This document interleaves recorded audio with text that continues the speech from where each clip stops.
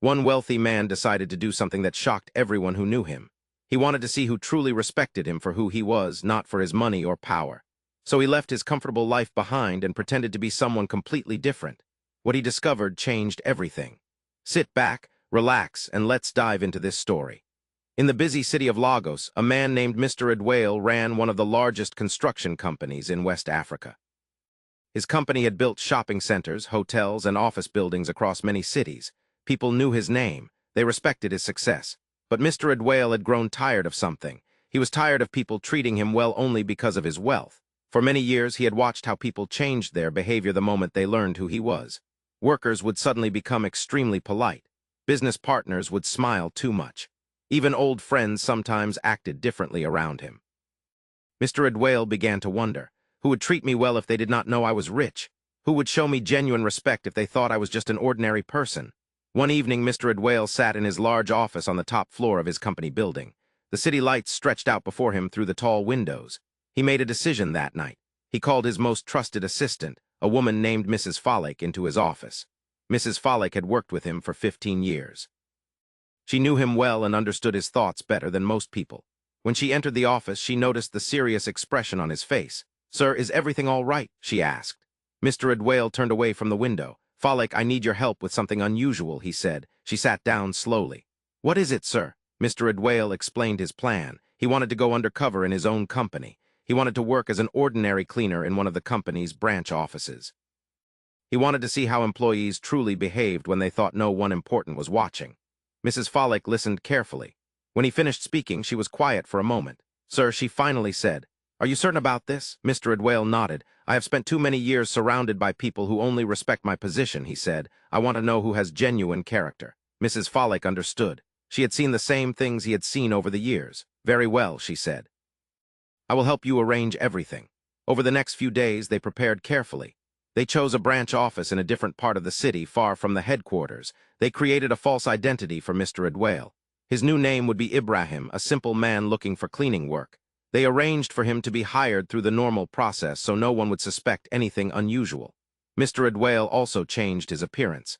He stopped wearing his expensive suits. Instead, he wore old, worn-out clothes. He let his beard grow longer. He wore a cap that covered part of his face. When he looked in the mirror, he barely recognized himself. One Monday morning, Ibrahim reported for his first day of work at the branch office. The building was smaller than the headquarters, but it was still busy with many employees working at their desks. A supervisor named Mr. Bello met him at the entrance. "You must be the new cleaner," Mr. Bello said without much interest. "Yes, sir," Ibrahim replied quietly. Mr. Bello handed him a broom and a bucket. "Your job is simple," he said. "Clean the floors, empty the trash bins, and keep the toilets clean." "Do you understand?" "Yes, sir," Ibrahim said. Mr. Bello looked at him briefly. "Make sure you stay out of people's way," he added. Then he walked away. Ibrahim stood there for a moment, holding the broom. This was the beginning of his test. He took a deep breath and started working. The first few days were difficult. Ibrahim was not used to physical labor. His back hurt from bending down to sweep. His hands became rough from handling cleaning materials. But he said nothing and continued working. What surprised him most was how people treated him. Most employees walked past him as if he did not exist. When he greeted them, many did not respond. Some even pushed past him roughly when he was cleaning the hallway. To them, he was just the cleaner, someone not worth their attention.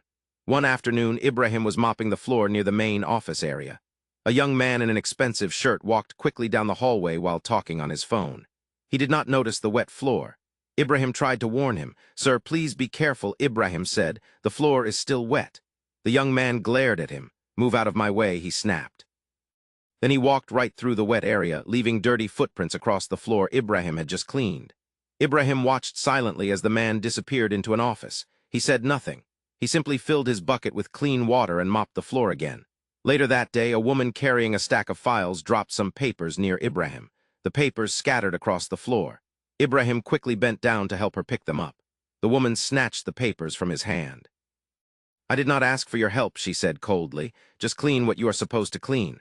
Ibrahim stepped back quietly. "Sorry, madam," he said. The woman walked away without another word. As the days passed, Ibrahim continued observing. He saw how some employees treated each other. He noticed who was kind and who was cruel. He watched who worked hard and who pretended to work while wasting time. But most importantly, he saw how almost everyone treated him with disrespect simply because they believed he was just a poor cleaner. One morning, Ibrahim was cleaning the toilets when he overheard a conversation. Two men were standing outside, talking loudly. "That new cleaner is too slow," one man said. "I told him to clean my office yesterday, but he took forever." The other man laughed. "What do you expect? These people are not educated. They cannot do anything properly." Ibrahim continued working silently, but their words stayed in his mind. However, not everyone in the office treated him badly. There was one person who was different. Her name was Ngozi. Ngozi worked as an accountant in the office. She was a young woman, probably in her late 20s. Unlike most other employees, she always greeted Ibrahim warmly whenever she saw him. "Good morning," she would say with a genuine smile. "Good morning, madam," Ibrahim would reply. "Please call me Ngozi," she said one day. "You do not need to call me madam." Ibrahim was surprised by her kindness. "Thank you," he said quietly. As the weeks passed, Ibrahim noticed more things about Ngozi. She was always polite to everyone, not just to him. When other employees were rude to the security guards or the receptionists, Ngozi treated them with respect. She remembered their names. She asked about their families. She seemed to genuinely care about people, regardless of their position. One afternoon, Ibrahim was carrying a heavy bag of trash down the stairs. The bag was full and difficult to handle. Suddenly, the bag tore open and trash spilled across the stairway. Ibrahim stood there looking at the mess. He felt tired and frustrated. Before he could start cleaning, he heard footsteps behind him. It was Ngozi. She was coming down the stairs and saw what had happened. Instead of walking past him or complaining about the mess, she stopped.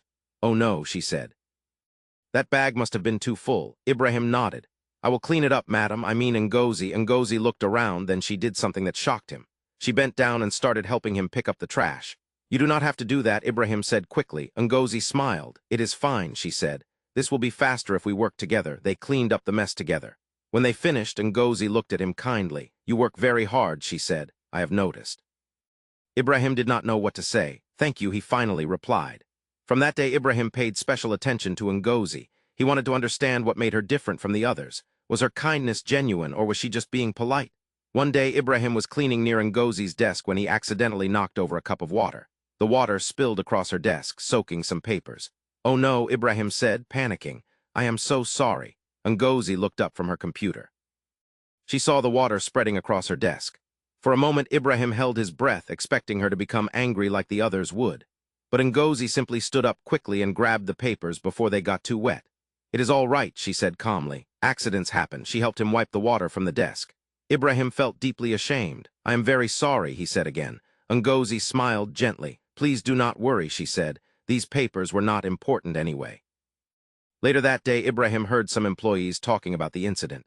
They were laughing about how clumsy the cleaner was. But when Ngozi walked past them, she stopped. "Actually," she said firmly, "it was an accident. Anyone could have knocked over that cup." The employees stopped laughing and looked away. Ngozi continued walking. Ibrahim watched from a distance. This woman was truly different.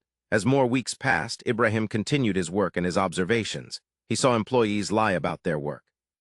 He saw people steal office supplies. He saw managers treat their subordinates poorly. But through it all, Ngozi remained consistent.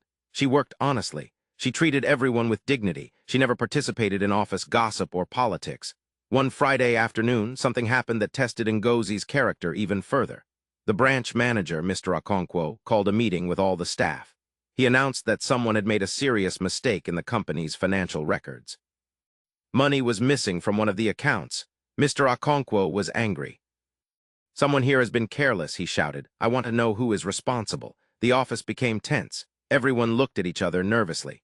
Mr. Okonkwo's eyes moved across the room. Then they stopped on Ngozi. "Ngozi," he said, "you handle most of the financial records. Was this your mistake?" The room became silent. Everyone turned to look at Ngozi. Ibrahim, who was emptying a trash bin nearby, also stopped and watched. Ngozi stood up slowly.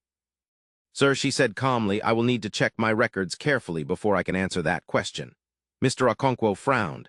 "That sounds like you are trying to avoid responsibility," he said. "No, sir," Ngozi replied respectfully. "I simply want to be certain before I say anything. I take my work seriously, and I want to give you accurate information." Mr. Okonkwo stared at her for a moment. "Fine," he said. "You have until Monday morning to figure out what happened. If this was your mistake, there will be consequences." The meeting ended. As people returned to their desks, Ibrahim heard them whispering about Ngozi. Some said she would probably be fired. Others said she deserved it for being careless. But Ibrahim noticed something. Ngozi did not look worried or angry. She simply returned to her desk and began carefully reviewing all her files and records. That evening, most employees left the office quickly, but Ngozi stayed behind, working late into the night. Ibrahim was still there too, finishing his cleaning duties. He saw her sitting at her desk, surrounded by papers and files, checking every detail carefully. Around 8 o'clock, Ibrahim finished his work. As he was about to leave, he walked past Ngozi's desk. "You are still here," he said quietly. Ngozi looked up. She looked tired but determined. "Yes," she said, "I need to find out what happened with those records." Ibrahim hesitated. Then he asked, "Are you not afraid?" Ngozi smiled slightly. "Of course I am afraid," she admitted. "But fear does not change what I need to do. I need to find the truth." Ibrahim nodded slowly. "I hope you find it," he said. "Thank you," Ngozi replied. Ibrahim left the office that night thinking deeply about what he had seen. This woman had integrity. She was not trying to blame others or make excuses. She was simply focused on finding the truth, even though it might cost her job. Over the weekend, Ibrahim could not stop thinking about Ngozi.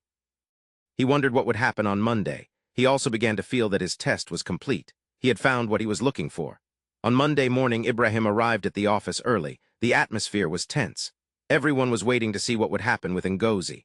At 9 o'clock, Mr. Okonkwo called another meeting. Ngozi stood up and walked to the front of the room. She was holding a folder. "Sir," she said calmly, "I have reviewed all the financial records carefully."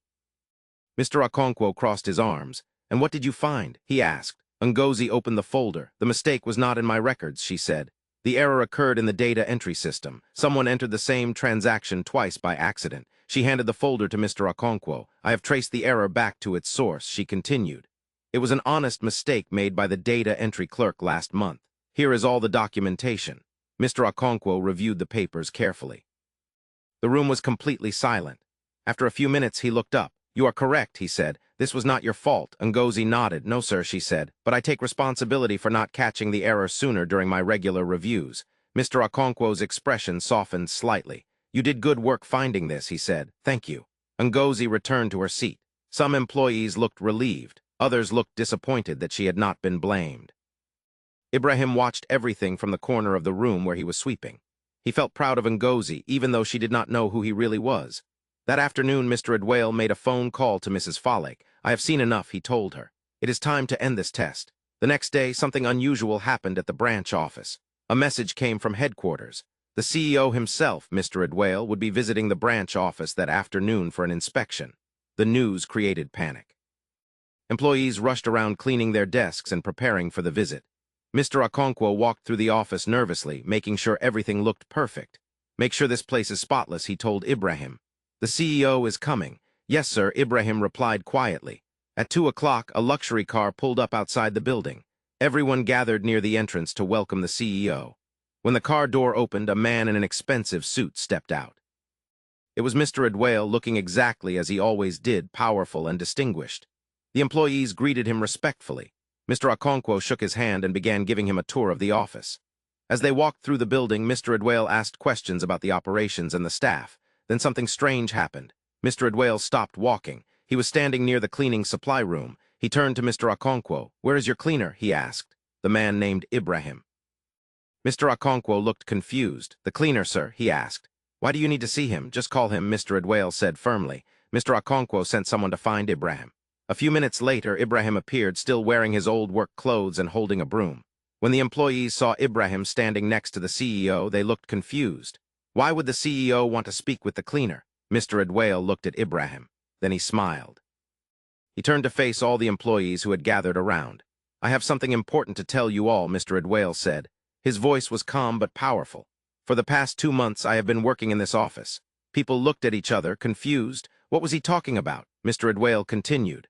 "I came here disguised as a cleaner," he said. "I wanted to see how employees in my company truly behave when they think no one important is watching." The office became completely silent.